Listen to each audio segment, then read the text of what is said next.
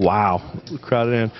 Ronda, we know you've been taking a little bit of time off, but the MMA world has not been leaving your name out of the discussion. Have you been paying attention at all to all the talk that's been about you and your future opponents and maybe what could be next for you?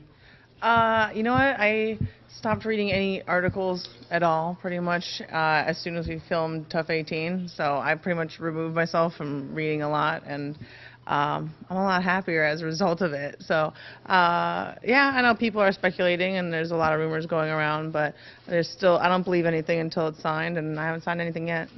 We know you obviously have the movie commitments coming up. Can you help us understand your schedule and when you think you might be able to fight again based on what you're doing with your filming? I would like to fight again, like late summer, right before Expendables 3 premieres. And I would like to come out completely unscathed and just go straight from the fight to a red carpet. That would be kind of cool. But, you know, you never know how everything's going to work out and timing and all that. So I'll be ready by then, but it could be later than that. Who knows? Sure.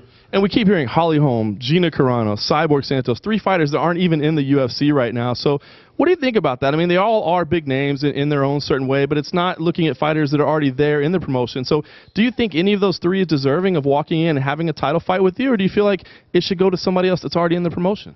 Well, I still feel that Kat Zingano was, you know, next, and I feel like she is the #1 contender. And I saw a statement from her management saying that she'd be ready in June. So I don't see why you didn't add Kat to that list.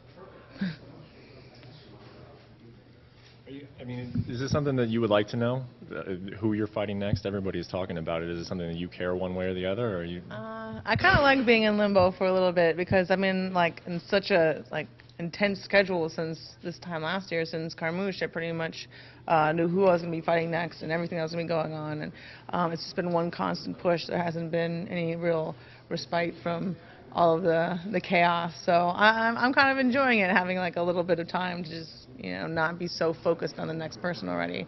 Because I mean, you know, 2 fights back to back was pretty intense. So I'm not really in that much of a rush right now. How would you feel about a fight with Gina Carano? I would love that. I've always said that. You know, I never would have thought women's MMA existed if I hadn't seen her fight. You know, I never knew there was such a thing until her, and to fight her would be a real honor, and I think it would be a milestone for the sport. But I mean, you can't fight for anyone but yourself, and I wouldn't want her to fight for any other reason than she wants to fight, and it's a personal decision for every athlete. Do you think she would deserve a title shot right away, even though she hasn't fought in like almost 5 years? I think given for everything that she's done for the sport and the pioneer that she is, I think she would deserve a title shot anytime. Would you be willing to go up to 45 to fight her? Because I don't think Gina's fought at 35 since ever.